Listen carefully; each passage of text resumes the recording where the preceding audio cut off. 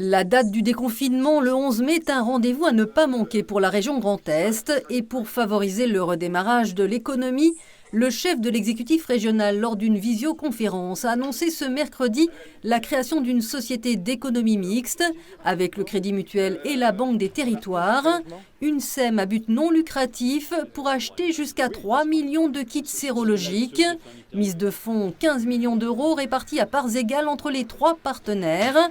Jean Rotner espère passer commande dans la quinzaine car pour lui, il y a urgence à assurer la reprise du travail.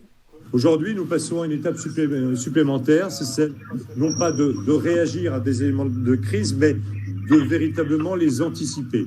Et l'achat de ces kits sérologiques vise à justement accompagner une sortie de crise, accompagner un retour progressif de l'économie, de nos acteurs économiques, mais de l'ensemble des professionnels et de l'ensemble des citoyens de notre région.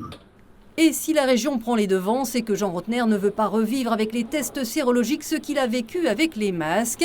Mais il suivra les directives du gouvernement pour désigner notamment les salariés prioritaires et travaillera avec l'INSERM pour la fiabilité des tests. La question sur les défaillances de l'État n'est pas à l'ordre du jour. Et je crois que si on peut apporter une forme de souplesse et d'agilité à l'État, parce que vous pourriez me dire, mais oui, c'est à l'État de le faire. Pourquoi c'est plus à l'État qu'aux régions ?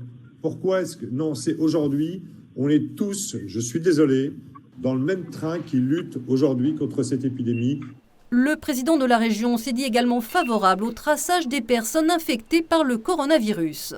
Franchement, entre la liberté individuelle et la raison collective, et la raison d'essayer de trouver des solutions à ce déconfinement aussi, eh bien, je pense que le tracking est une bonne solution, sous réserve effectivement de la liberté des données, du respect des données individuelles.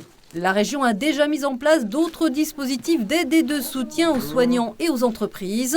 Dans cette crise sanitaire et économique en parallèle de l'État et comme d'autres régions, le Grand Est affirme son autonomie.